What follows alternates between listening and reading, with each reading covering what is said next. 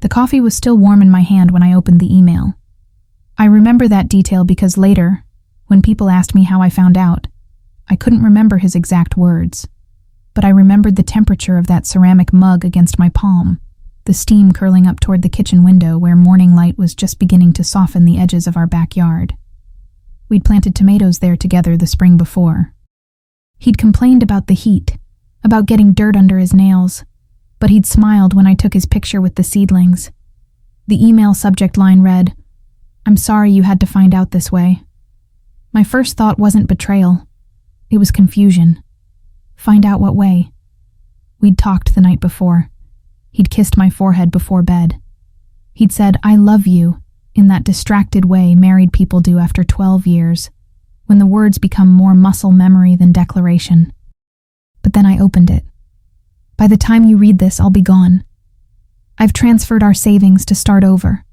I need a new life, and I can't build it with you in it anymore. Don't try to contact me. I've changed my number. Take care of yourself. I read it 3 times.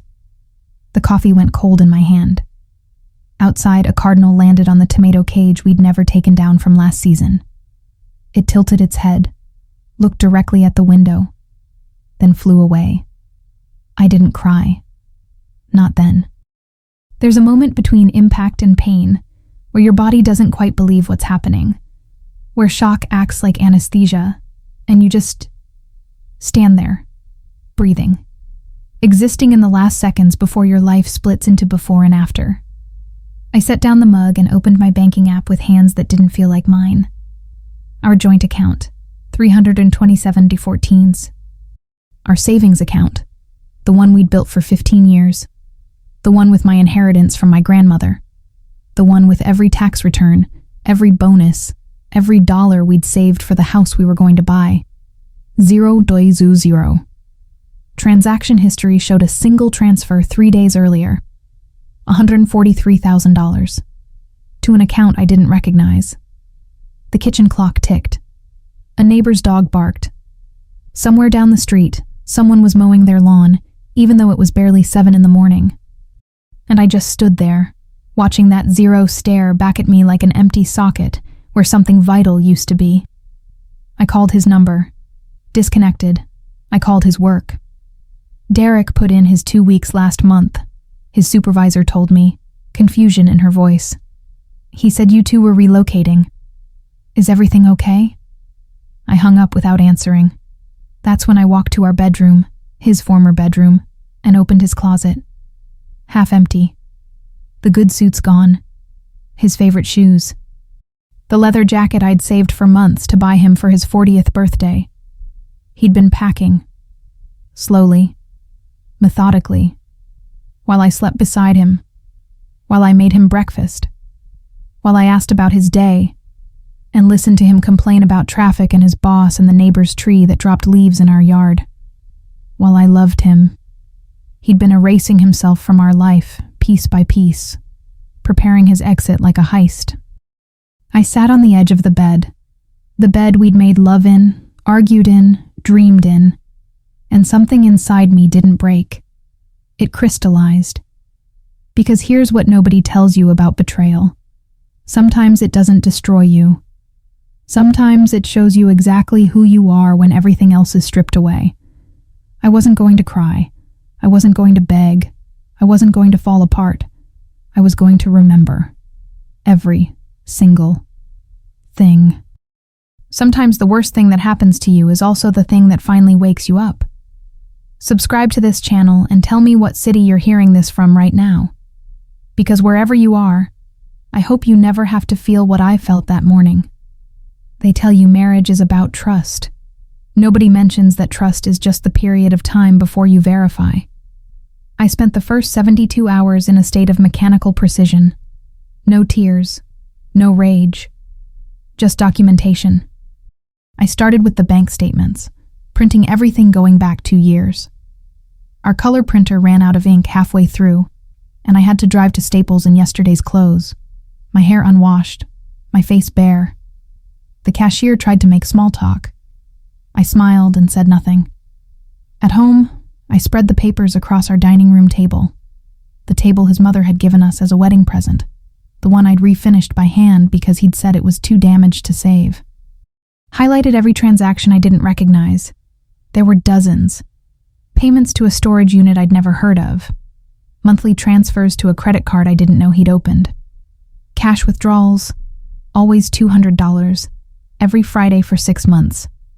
Restaurant charges in cities he'd supposedly never visited.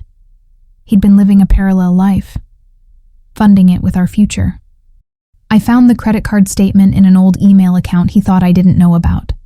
The one he'd used before we got married, before he promised me transparency, before he said, "What's mine is ours."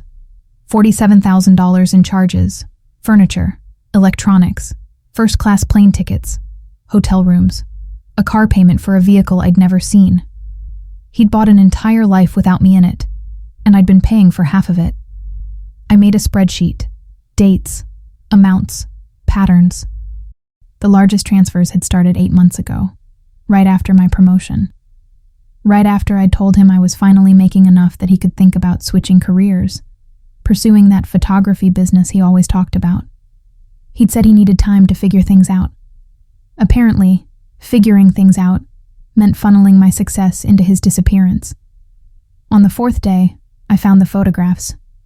He'd forgotten to log out of the cloud storage on the iPad we kept in the kitchen, the one I used for recipes, the one he occasionally borrowed but always gave back. There were albums I'd never seen before, password-protected folders that weren't password-protected anymore, probably because he'd gotten careless in his rush to leave. I opened one. A woman, younger than me by maybe 10 years. Blonde where I'm dark, thin where I'm curved. Smiling in front of a condo I didn't recognize, holding keys like she'd just moved in. Wearing a necklace I'd thought he'd bought for me 2 Christmases ago. Same necklace, different neck. There were hundreds of photos. Beach vacations, concerts, restaurants with candlelight and wine. His hand on her waist, her lips on his cheek. Both of them looking at the camera like they were the only 2 people in the world. Like I didn't exist. I scrolled through them in silence. My coffee going cold again. The kitchen growing dark around me as the sun set, and I didn't bother turning on the lights. In one photo, they were in front of a realtor's sign. Sold, stamped across it in red letters. He'd bought a house. With my money. For another woman. I closed the iPad and sat in the darkness for a long time. Outside, the neighborhood settled into evening. Kids being called home for dinner. Garage doors closing. Television lights flickering behind curtains. Normal life, continuing like nothing had changed. But everything had changed. I picked up my phone and did something I should have done days ago.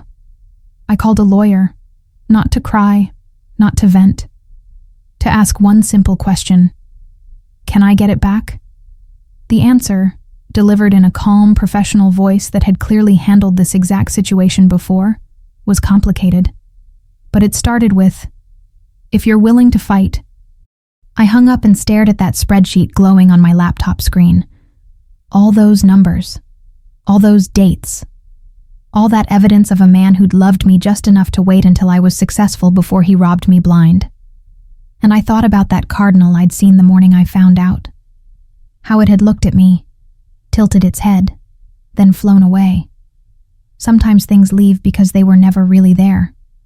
And sometimes you have to decide if you're going to collapse or calcify. I chose stone. Betrayal is one thing, but stealing from someone who loved you? That's something else entirely. I'm not done telling this story, not by a long shot. Stick with me. My lawyer's name was Monica Reeves, and the first thing she said when I walked into her office was, "You look tired." I hadn't slept in 5 days. "I am," I told her. She nodded, didn't smile, and gestured for me to sit. Her office was all clean lines and neutral colors, the kind of space designed to absorb crisis without flinching. I liked her immediately. I handed her the folder I'd prepared. Bank statements, credit card records, screenshots of the photos, the email, transaction histories, everything. It was 3 inches thick.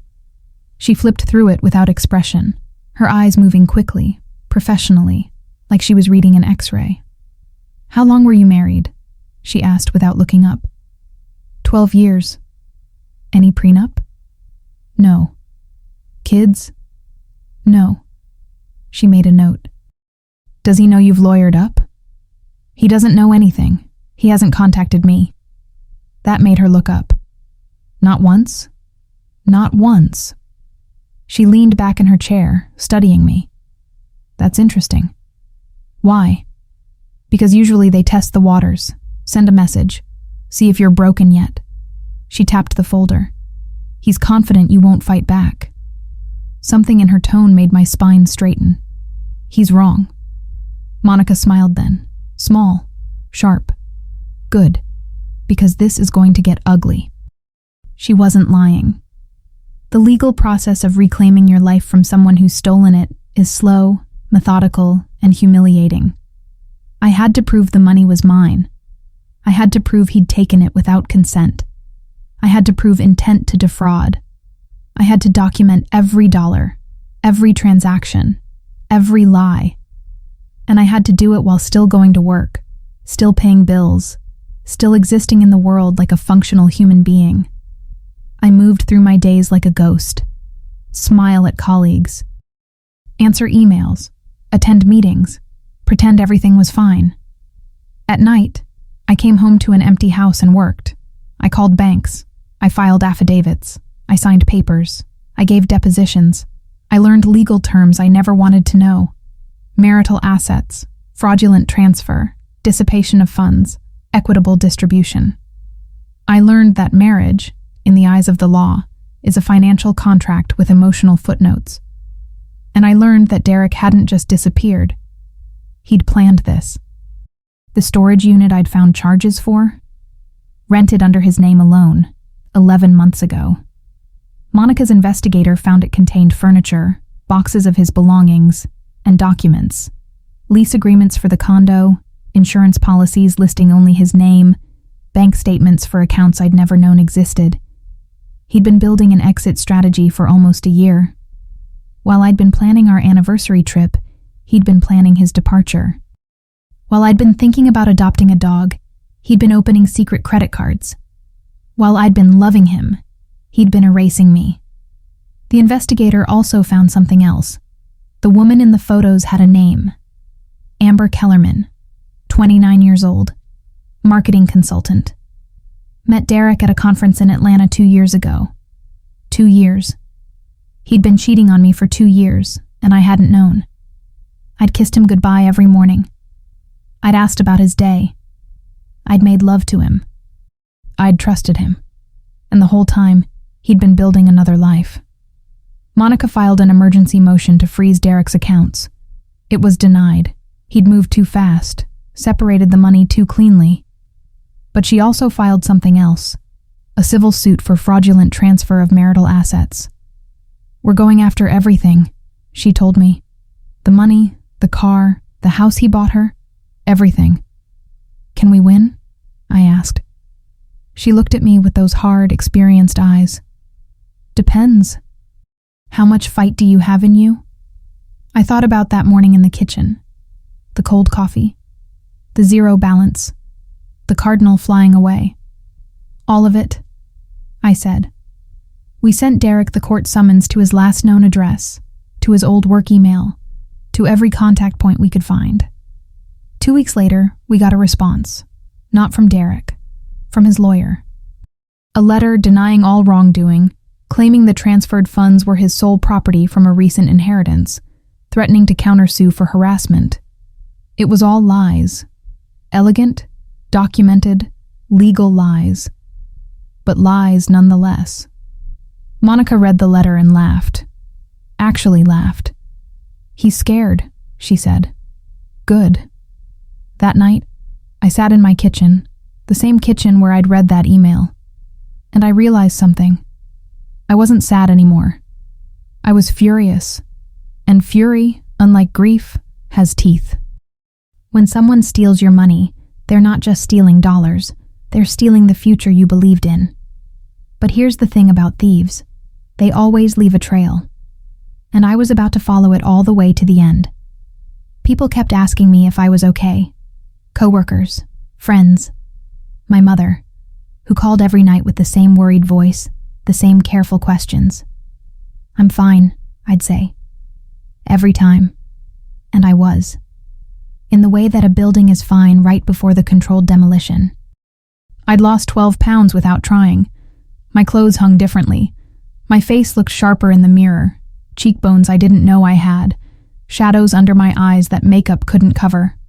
I looked like someone recovering from a long illness, or someone preparing for war. My best friend Sarah came over on a Friday night with wine and pizza, the universal language of feminine crisis intervention. "You need to talk about this," she said, settling onto my couch like she was staging an intervention. "I am talking about it, to my lawyer. That's not what I mean." She poured 2 large glasses of red wine and pushed one toward me. "You haven't cried. Not once. I've known you since college, and I've never seen you not cry at a sad commercial. Maybe I'm all cried out. Bullshit." Sarah leaned forward. "You're in shock. You're running on adrenaline and rage, and eventually that's going to run out, and you're going to collapse." I took a sip of wine. It tasted like nothing. Everything tasted like nothing lately. "What do you want me to say?" I asked. "That I'm devastated? That I lie awake at night wondering what I did wrong? That I replay every conversation, every moment, trying to find where I missed the signs? Do you?" "No." The word came out harder than I intended. "I don't wonder what I did wrong because I didn't do anything wrong. He did. He lied. He stole. He cheated. And now he's hiding like a coward while I clean up the wreckage." Sarah studied me with concerned eyes. "Sweetheart, it's okay to be hurt. I am hurt. I'm also angry, and right now, anger is more useful." She didn't push after that. We drank wine and didn't talk about Derek. We talked about her job, her kids, the neighborhood gossip. Normal things. Surface things. But when she left, hugging me too tight at the door, she whispered, "Don't lose yourself in this." I closed the door and stood in the hallway of my empty house and wondered if it was too late for that. Who was I without him? We'd met when I was 25. I'd shaped my entire adult life around our partnership. We'd made decisions together. We'd planned together. We'd existed as a unit. Now I was just me. And I didn't know who that was anymore. I walked to the bathroom and stood in front of the mirror, really looking at myself for the first time in weeks. The woman staring back was a stranger. Thinner. Harder. Tired. But also something else. Alive. Not the comfortable, complacent alive of routine and predictability. The raw, electric alive that comes from survival. I'd spent 12 years being Derek's wife. Being half of something. Compromising. Accommodating. Softening my edges to fit against his. And now, I was just me. Sharp edges and all. I thought about Amber Kellerman, the woman in the photos. The woman he'd chosen over me. Younger. Prettier. Probably less complicated. Probably she didn't push back when he wanted things his way. Probably she laughed at all his jokes. Probably she made him feel like the man he wanted to be instead of the man he actually was. And for a moment, just a flash, I felt the grief Sarah had been waiting for. Not grief for Derek, but grief for who I'd been when I loved him. That woman who'd trusted so completely. Who'd believed in forever. Who'd given everything without counting the cost. She was gone, and I wasn't sure if I missed her or if I was relieved. My phone buzzed. A text from Monica. "Got his financial records. You need to see this. Can you come in Monday?" I texted back, "I'll be there." I looked at myself in the mirror one more time. This woman.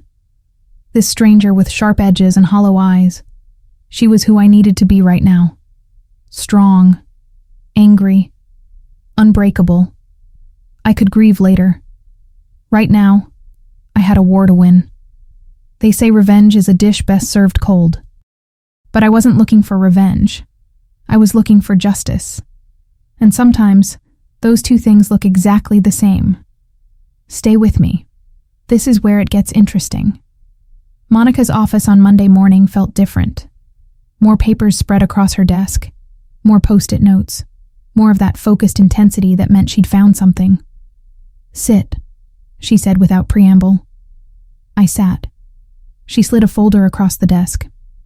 Derek's financial records for the past 3 years. My investigator did a deep dive. Bank statements, credit reports, property records, everything. I opened it. Columns of numbers, highlighted sections, notes in Monica's precise handwriting. "Tell me," I said. She leaned back in her chair. "Your husband wasn't just planning to leave. He was planning to disappear with a very specific amount of money. $143,000. Plus $47,000 in credit card debt he accumulated. Plus approximately $35,000 in liquidated assets, furniture, electronics, things he sold before he left." She paused. "He walked away with roughly $225,000. The number hit me like a physical blow. "But here's where it gets interesting," Monica continued. "The condo he bought, $340,000. He put down $180,000. Financed the rest." I did the math quickly. "So most of our savings went into a house for another woman." "Correct. But look at the timeline." She pulled out another sheet. "He bought the condo 4 months ago. Started the major fund transfers 6 months ago. Opened the hidden accounts 8 months ago. He was planning this for almost a year. At least. But here's what I don't understand." She tapped a highlighted section. "There are regular deposits into his accounts that don't match his salary. $2,000 to $5,000 a month, going back 18 months. Source unknown." I stared at the numbers. "What does that mean?" "It means either he had another income source or someone was helping him." She met my eyes. "Did Derek have family money? Rich relatives?" "No. His parents are retired, middle class. They live in Florida in a modest house." "Inheritance?" "Nothing significant." Monica frowned. Then where was this money coming from? We sat in silence, both staring at the unexplained deposits. "Can we trace them?" I asked. "We're trying. But they're coming from different sources. Cash deposits, wire transfers from business accounts. It's deliberately obscured." A cold feeling settled in my stomach. He was doing something illegal. Possibly. Or he was being paid by someone who wanted to stay anonymous. She closed the folder.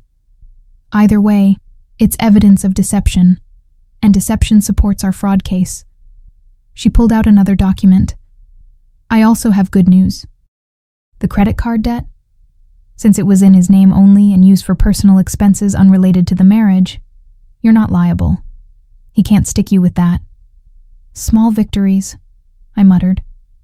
"They add up." Monica leaned forward. "Here's where we are. We can prove he took marital assets without your consent. We can prove he used them for his sole benefit. We can prove intent to permanently deprive you of those assets. That's textbook fraud. So we can win? We can, but..." She hesitated. "It's going to take time, and he's going to fight. His lawyers already filed motions to dismiss, claiming the money was his separate property. It's going to be months of depositions, hearings, discovery. I don't care how long it takes." Monica smiled. "That's what I was hoping you'd say." I left her office with copies of everything, more paperwork to review, more affidavits to sign. As I walked to my car, my phone rang. Unknown number. I almost didn't answer, but something made me. "Hello?" Silence. Then breathing. My heart stopped. "Derek?" The breathing continued. Someone was there, listening. "I know it's you," I said, my voice steady even though my hands were shaking. "If you have something to say, say it." More silence. Then finally, "You should stop." His voice. After weeks of nothing, there it was, familiar and foreign at once. "Stop what?" "The lawsuit. The lawyers. All of it." He sounded tired, or maybe scared. "You're wasting your time. That money's gone. Something hot and sharp rose in my chest. You stole from me. I didn't steal anything. I took what I needed to start over. You'll be fine. You have your job, your house. My house that I can barely afford now because you emptied our savings. Keep your voice down.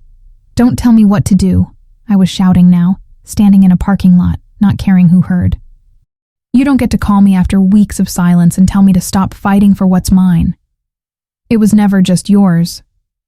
I have the bank statements, Derek. I have the records. I know about Amber. I know about the condo. I know everything. Silence again. Longer this time. So what? He finally said. What are you going to do? Drag this out for years? Spend all your money on lawyers? For what? For justice. He laughed. Actually laughed. Justice? This is a divorce, not a crime drama. People split up. Assets get divided. Move on. You didn't divide anything. You took everything and ran. I took what I was entitled to. You took my grandmother's inheritance. You took 15 years of savings. You took money I earned while you were... I stopped, breathing hard. While I was what? While you were planning your escape with your girlfriend. Another pause. Don't call her that. The protectiveness in his voice, for her, was like a blade. What should I call her, Derek? Your mistress? Your reason for destroying our marriage? I'm hanging up. No, wait. But he was gone. I stood there in the parking lot, phone pressed to my ear, listening to dead air. He'd called to warn me off, which meant Monica was right. He was scared. Good. Sometimes the silence is louder than any words. And sometimes when a thief calls to tell you to stop chasing him, it means you're getting close. I wasn't stopping. Not now. Not ever. The call changed something. Before, Derek had been an absence, a ghost, a memory, a series of financial transactions and legal documents. Now he was real again, present, watching, and he was worried. I told Monica about the call. She immediately filed a motion documenting the contact, adding it to our evidence of his consciousness of guilt. He broke his own rule, she said with satisfaction. He told you not to contact him, then he contacted you to warn you off. That's going to play well in court. But the call had rattled me in ways I didn't want to admit. His voice. I'd heard that voice every day for 12 years. It had told me he loved me. It had made promises. It had whispered in the dark. Now it was the voice of a stranger, cold, defensive, protective of her. I started having dreams where I'd wake up and he'd be back, sitting at the kitchen table like nothing had happened, and I'd be so relieved I'd cry. Then I'd actually wake up, alone, and the relief would curdle into something darker. I hated that I still missed him. Not the man he'd become, the liar, the thief, the coward, but the man I'd thought he was, the man who'd existed only in my mind. I started therapy. Dr. Patricia Chen, recommended by Sarah, specializing in trauma and betrayal. You're grieving, she told me in our first session. Not just the end of your marriage, but the person you thought you married. That's a unique kind of loss. I don't want to grieve him, I said. I want to be angry. You can be both. But I didn't want to be. Anger was clean. Grief was messy. Anger got things done. Grief just hurt. Work became my sanctuary. I threw myself into projects, volunteered for extra assignments, stayed late every night. My boss noticed. You're doing amazing work, she said. But you're here until 8 every night. Are you okay? I'm fine, I lied. Just focused. The truth was I couldn't go home. Home was empty and full at the same time. Empty of Derek, full of his absence. Every room reminded me of what wasn't there anymore. The living room where we'd watched movies, the kitchen where he'd made breakfast on Sundays, the bedroom where I started sleeping on the couch. Then I repainted the bedroom. Dark blue, almost navy, nothing like the soft gray we'd chosen together. I bought new bedding, new pillows, erased every trace of him from that room. It helped. A little. Monica called with updates. The investigation was progressing. Derek's lawyer was stalling, filing motion after motion, but we were gaining ground. "We have a deposition scheduled," she told me. 3 weeks. Derek has to appear and answer questions under oath. Will I be there? You can be, but I don't recommend it, not yet. Because she knew I wasn't ready to see him. Neither was he, apparently. 2 days before the deposition, his lawyer filed an emergency motion for a postponement, citing Derek's emotional distress. Monica laughed when she called to tell me. His emotional distress. Meanwhile, you're the one he robbed. The postponement was denied. Derek would have to face us. The night before the deposition, I couldn't sleep. I lay on my couch, staring at the ceiling, wondering what I'd feel when I finally saw him again. Anger? Grief? Nothing? I imagined walking into that conference room, seeing him across the table, looking into his eyes. Would I see remorse? Fear? Defiance?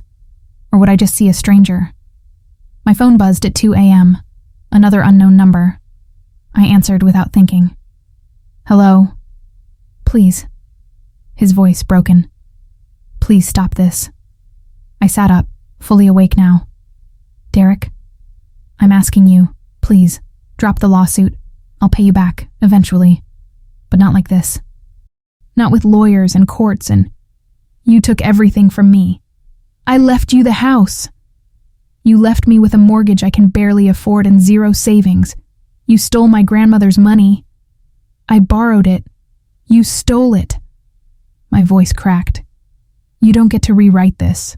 You took my money, bought a house for another woman, and disappeared. That's not borrowing. That's theft. I was suffocating. The words burst out of him. Every day, the same routine, the same conversations, the same life. I was dying inside, and you didn't even notice. The accusation hung between us. So you're blaming me? I said quietly. For your affair? For your stealing? For your lies? I'm saying... He stopped, breathing hard. I'm saying it wasn't working. For either of us. Then you should have left, filed for divorce, split things fairly. My voice was ice now. But instead you robbed me and ran. So don't call me at 2 a.m. and pretend you're the victim. I'll see you tomorrow, he said and hung up. I sat in the dark, phone in hand, shaking. He was unraveling. Good. Let him feel a fraction of what I'd felt. When someone you loved becomes someone you have to fight, every conversation is a wound reopening. But some wounds need to bleed before they can heal. Tomorrow, I'd see him again. And I had no idea if I was ready. The deposition was held in a conference room that smelled like industrial carpet in desperation. Long table, uncomfortable chairs.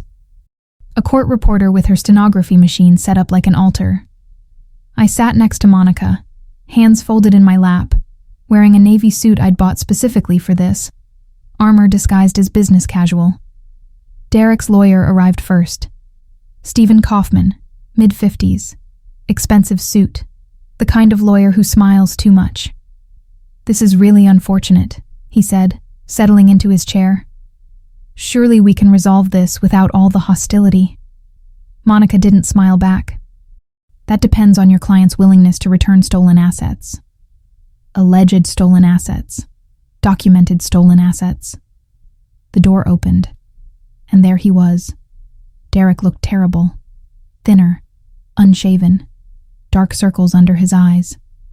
Wearing jeans and a wrinkled button-down, like he'd forgotten this was a legal proceeding, or like he didn't care anymore. Our eyes met across the table. I felt nothing. No anger. No grief. Just a distant curiosity, like I was looking at a stranger who vaguely resembled someone I used to know. He looked away first. Let's begin, Monica said. The court reporter swore Derek in, and the questioning started.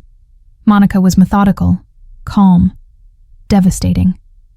Mr. Patterson, on March 14th of this year you transferred $143,000 from your joint savings account with Mrs. Patterson to a separate account, Is that correct? Yes. Did you inform Mrs.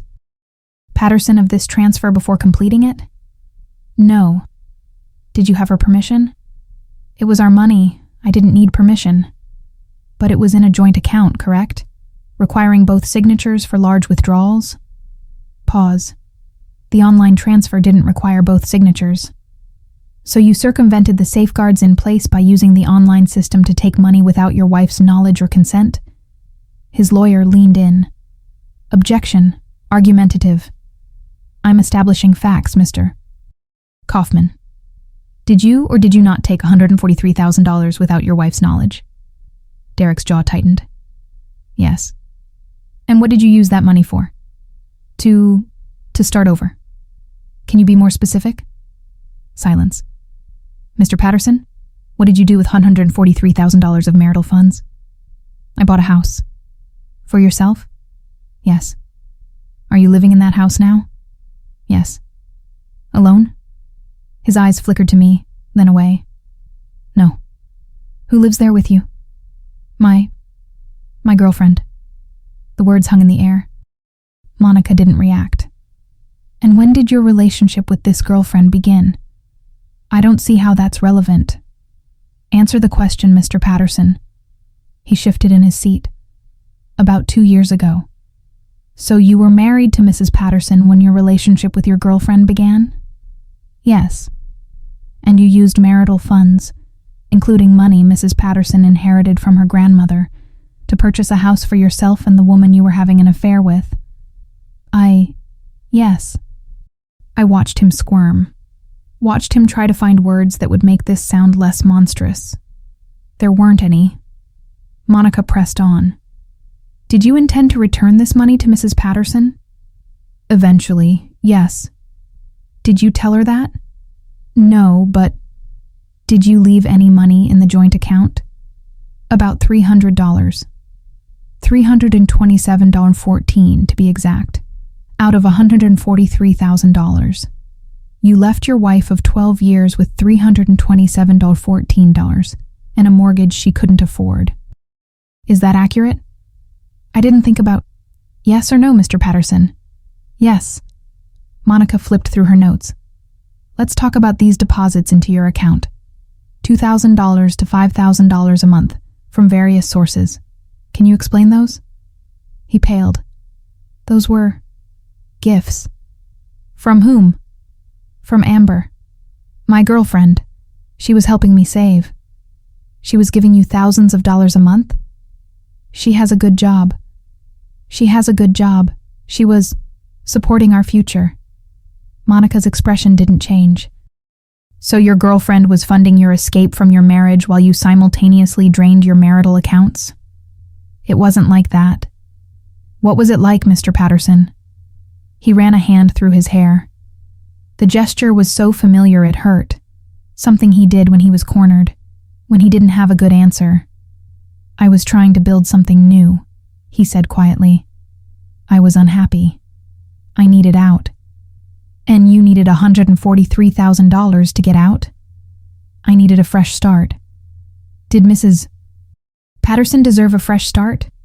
His lawyer intervened. Objection. That's not a legal question.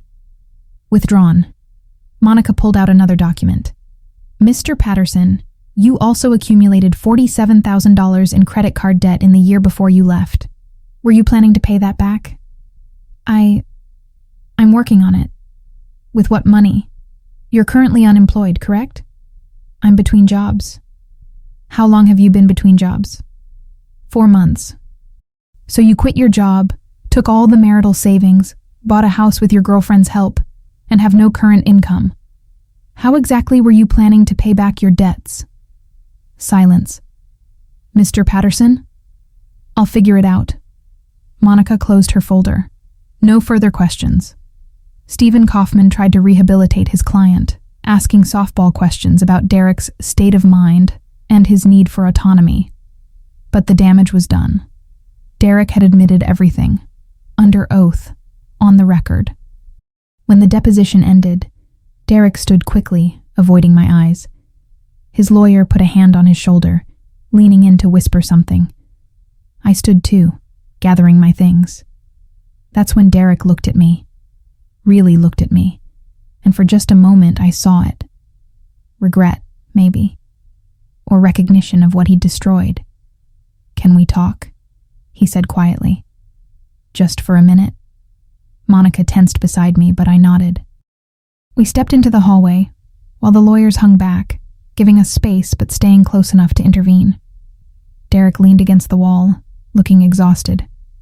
"You look good." I said nothing. "I mean it. You look strong." "What do you want, Derek?" He rubbed his face. "I want this to be over. I want to stop fighting. He looked at me with something like desperation. "I want you to understand." "Understand what?" "That I didn't do this to hurt you. I couldn't breathe anymore. Every day felt like I was drowning. I had to get out. Then you should have divorced me. I couldn't afford to." The honesty of it was stunning. He couldn't afford to divorce me fairly, so he robbed me instead.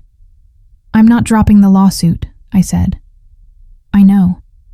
He nodded, accepting it. I needed you to know I didn't want it to be like this." "How did you want it to be?" He had no answer. I turned to walk away, then stopped. One question had been burning in me since the day I found out. "Did you ever love me?" Derek looked at me for a long moment. "Yes, once. I think I did. But not enough." "No," he admitted. "Not enough." I nodded. At least that was honest. "Goodbye, Derek." I walked back to Monica, and we left him standing in that hallway, alone. In the car, Monica turned to me. "You okay?" "Yeah." And surprisingly, I was. "What happens now?" "Now? We file for summary judgment. With his deposition testimony, we have everything we need. He admitted taking the money without permission, using it for his sole benefit, having no intention to repay it. That's fraud. How long? Judge could rule in a few weeks or a few months, but we're going to win this." I looked out the window at the city passing by. Traffic and buildings and people living their normal lives. "You know what's strange?" I said. "What?" I thought seeing him would break me open again, but it didn't. He's just a man who made bad choices, and I'm done letting his choices define my life. Monica smiled. "That's the first time you've sounded like yourself since we met." Maybe she was right. Maybe I was finally finding my way back to me. Sometimes you need to look your betrayer in the eye to realize they're not the monster you built in your mind. They're just a coward who took the easy way out. And that's so much worse. But also, so much easier to walk away from. The weeks after the deposition felt like living in suspension. Monica filed our motion for summary judgment, a legal document arguing that the facts were so clear, so indisputable, that a jury trial was unnecessary. Derek had admitted everything. The evidence was overwhelming. Now we just had to wait for the judge to agree. Could be 2 weeks, Monica told me. Could be 2 months. Judges move on their own timeline. So I waited. And in the waiting, something unexpected happened. I started living again. Not the half-life I'd been existing in, the mechanical routine of work and legal battles and empty rooms. Actually living. It started small. Sarah dragged me to a pottery class.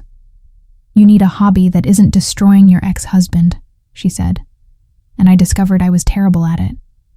My bowls looked like lumpy disasters. But I laughed. Actually laughed, for the first time in months. I started running in the mornings. Not to lose weight or punish my body, but because the rhythm of my feet on pavement felt like meditation. Like proof I was still here, still moving forward. I repainted the living room. Deep green, warm and enveloping. Nothing like the beige Derek had insisted on because it was neutral and safe. I bought art that I loved. Bold, abstract pieces with color and movement. I hung them wherever I wanted without asking anyone's opinion. I rearranged furniture. I threw out things that reminded me of him. I kept things that didn't. The house slowly stopped feeling like our house and started feeling like mine. Work noticed the change too. My boss pulled me into her office one afternoon. "I'm promoting you to senior director," she said without preamble. 20% raise, effective immediately. You've been outperforming everyone on your team, and frankly, we should have done this a year ago. I sat there, stunned. Thank you. She smiled. You've been through hell, and you've never let it affect your work. That's the kind of resilience we value here. The raise meant I could afford the mortgage comfortably now. Meant I wasn't drowning anymore. Meant I didn't need Derek's money to survive. I still wanted it back. It was mine. I'd earned it. I deserved it. But I didn't need it to breathe anymore. That night, I called my mother. "How are you, baby?" she asked, worry threading through her voice like it had every call for months. "I'm good, Mom. Actually good." Silence, then, "Really?" "Really. Tell me." So I did. The promotion, the pottery class, the green walls, the morning runs, the feeling of coming back to myself. "I'm proud of you," she said, and I heard tears in her voice. "When this first happened, I was so scared. I thought you'd break. I thought I would too. But you didn't." "No, I didn't." After we hung up, I sat in my green living room with my abstract art and thought about Derek. He'd taken everything he thought I needed, the money, the security, the partnership. He'd left me with nothing but myself. And somehow, that had been enough. More than enough. My phone buzzed. Text from Monica. "Hearing scheduled. Judge wants oral arguments next Wednesday. Be ready." I texted back. "I'm ready." The night before the hearing, Sarah came over with champagne. "Premature celebration?" I asked. "Nope. Celebration of you making it this far. Win or lose tomorrow, you've already won the part that matters." "What part is that?" "You didn't let him destroy you." We drank champagne and watched terrible reality TV and didn't talk about Derek or the lawsuit or tomorrow. For those few hours, I was just a woman drinking wine with her best friend, laughing at manufactured drama, feeling normal. It was perfect. That night, I dreamed about the cardinal again, the one I'd seen the morning I found the email. In the dream, it was sitting on my windowsill, looking at me with those black, intelligent eyes. "You're free," it said, "because in dreams, birds can talk. You were always free. You just had to remember." Then it flew away, and I watched it go without sadness.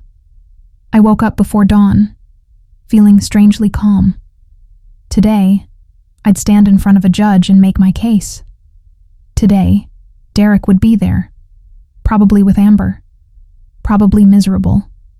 Today, I'd find out if justice was real or just a pretty word. I dressed carefully, the navy suit again, pearl earrings my grandmother had given me, the grandmother whose inheritance Derek had stolen. "This is for you, Gran," I whispered to the mirror. At the courthouse, Monica met me on the steps. "You ready?" she asked. I thought about that morning in the kitchen. The cold coffee. The zero balance. The cardinal flying away. I thought about everything that had come after. The grief, the rage, the slow, painful rebuilding of a life I thought was over. I thought about the woman I'd been and the woman I'd become. "Yeah," I said. "I'm ready." We walked in together. They say justice is blind. What they don't tell you is that fighting for it requires you to see everything clearly. Every betrayal, every loss, every moment you wanted to give up but didn't. Today was my day to speak, and I wasn't going to waste it. The courtroom was smaller than I expected. Not like the dramatic spaces you see on TV. No towering ceilings or mahogany panels. Just a functional room with fluorescent lights and worn carpet where lives were dismantled and reconstructed every day. Judge Catherine Morrison presided, a woman in her 60s with silver hair and the kind of face that had seen everything and was unimpressed by most of it. Derek sat at the defendant's table with Stephen Kaufman. He wore a suit this time, probably at his lawyer's insistence. He looked thinner than he had at the deposition, more hollowed out. Amber wasn't there. Smart woman. Monica and I took our seats. She laid out folders with surgical precision, every document tabbed and highlighted. "All rise," the bailiff announced. Judge Morrison entered, and we stood. "Be seated. We're here for Patterson versus Patterson, motion for summary judgment on claims of fraudulent transfer of marital assets." She looked over her reading glasses at both tables. "Counselors, this is your opportunity to persuade me that the facts are sufficiently clear to render judgment without a trial. Mrs. Reeves, you may begin." Monica stood. "Thank you, Your Honor. The facts in this case are not in dispute. Mr. Patterson, by his own admission under oath, transferred $143,000 from a joint marital account without his wife's knowledge or consent. He used those funds to purchase a home with his girlfriend, a relationship that began while he was still married to my client. He left Mrs. Patterson with $327 and a mortgage she could barely afford. This is not a case of marital assets being equitably divided. This is theft, plain and simple." She walked through the evidence methodically. Bank statements, transfer records, Derek's deposition testimony, the timeline of his affair, the secret accounts, the deliberate planning. It was devastating. Judge Morrison listened without expression, occasionally making notes. When Monica finished, Stephen Kaufman stood. "Your Honor, my client admits he made mistakes, but this was a failing marriage. Both parties were unhappy. Mr. Patterson's decision to leave was not malicious. It was an act of self-preservation. The funds he took were marital assets, which means he had equal claim to them. He didn't steal from Mrs. Patterson. He took what was partially his." "Partially his," Judge Morrison repeated. "And the other part?" Kaufman faltered. "Well, in a divorce, assets would be split. But he didn't file for divorce, did he? He didn't negotiate. He didn't offer his wife any portion of the savings. He took everything and left. He left her the house. A house she couldn't afford without the savings he took." The judge flipped through documents. "Mr. Kaufman, your client withdrew the entirety of a joint savings account, used it to purchase property with another woman, and didn't inform his wife until after the fact. How is that not fraudulent transfer? The account was in both names. He had access. Having access and having permission are different things." She turned to Derek. "Mr. Patterson, stand up." Derek stood, looking like a man facing execution. "Did you tell your wife you were taking this money?" "No, Your Honor." "Did you discuss with her your intention to end the marriage?" "No." "Did you offer her any portion of the savings you withdrew?" "No." "Did you intend to pay her back?" Pause. "Eventually, yes." "When?" I don't know." "You don't know. Do you currently have income?" "Not at present." "So you have no means to repay these funds, no timeline for repayment, and no agreement with your wife regarding the taking of this money. Is that accurate?" "Yes, Your Honor." Judge Morrison leaned back. "Sit down, Mr. Patterson." He sat. She looked at both lawyers. "I've heard enough. Here's my ruling." My heart hammered. The defendant has admitted to taking marital funds without the plaintiff's knowledge or consent. He has admitted to using those funds for his exclusive benefit, specifically to purchase property with a romantic partner acquired during the marriage. He has demonstrated no ability or concrete plan to restore these funds. This is not equitable distribution. This is, as Mrs. Reeves stated, theft. Stephen Kaufman started to object, but she raised her hand. "I'm granting the motion for summary judgment. Mr. Patterson, you are ordered to return the full amount of $143,000 to Mrs. Patterson within 90 days. Additionally, you are liable for Mrs. Patterson's legal fees in pursuing this action. If you fail to comply, we will attach your assets, including the property purchased with the stolen funds." "Your Honor." Kaufman stood. "My client doesn't have that kind of liquidity." then he should consider selling the property he purchased with money that wasn't his. Or perhaps his girlfriend, who apparently has been so generous with her support, can help. Either way, this is not Mrs. Patterson's problem, it's his. She banged her gavel. 90 days. This court is adjourned. For a moment, I couldn't breathe. We'd won. Actually won. Monica grabbed my hand under the table, squeezing hard. Across the aisle, Derek sat frozen, staring at the table. Stephen Kaufman was already gathering his papers, his face tight with professional disappointment. We stood. Judge Morrison exited. The courtroom began to empty. Derek finally looked at me. His expression was complicated. Shame, anger, resignation, something that might have been grief. I felt nothing but relief. "Congratulations," Stephen Kaufman said stiffly to Monica as they passed. Derek didn't say anything, just stood there, looking like a man who'd finally run out of places to run. I turned away from him and walked out with Monica. In the hallway, she let out a breath. Well, that was satisfying. I laughed. Actually laughed. 90 days. 90 days. And if he doesn't pay, we'll take the house. Every last brick of it. What are the chances he can actually pay? Monica shrugged. He'll have to liquidate something. Borrow from family. Maybe Amber will loan him the money, though I doubt their relationship will survive this. Most affairs don't survive the light of day. We walked out into afternoon sunshine. The city looked different. Brighter somehow. Like I was seeing it clearly for the first time in months. Thank you, I told Monica. You did the hard part. You didn't give up. Neither did you. She smiled. I don't like bullies, and I really don't like men who steal from their wives. She handed me her card. Call me in 90 days. We'll make sure he pays. I watched her walk away, then stood on the courthouse steps, feeling the sun on my face. I'd won. Not just the case, but something bigger.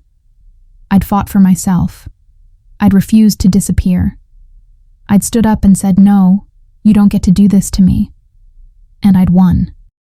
My phone buzzed. Text from Sarah. Well? I typed back. We won. He has to pay it all back.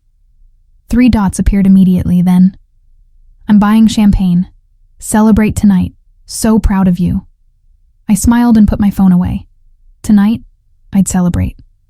But right now, I just wanted to stand here in the sunshine and feel what it was like to be free. Justice isn't always fast. It isn't always dramatic. Sometimes it's just a woman in a black robe saying, you were wronged, and this is how we make it right. Sometimes that's enough. Sometimes that's everything. The knock came on a Tuesday evening, just as I was finishing dinner. I wasn't expecting anyone. Sarah had texted she couldn't make it for our usual Tuesday wine night. Her daughter had a school thing. I'd made pasta just for me, poured myself a glass of red, and was settling in with a book when the knock echoed through the house. Firm. Insistent. Somehow familiar. I opened the door. Derek stood on my porch. He looked terrible, worse than at the hearing, like he hadn't slept in weeks. His clothes hung loose. His eyes were red-rimmed. What are you doing here? I asked, not opening the screen door. Can I come in? No. He flinched but nodded. Okay, that's fair. We stood there in silence. Him on the porch, me in the doorway. The 90 days are almost up, I finally said. I know. Do you have the money? He looked away. That's why I'm here. My stomach tightened. Derek, I don't have it. The words came out flat. I can't get it, not all of it. Then I'm taking the house. I know. He rubbed his face.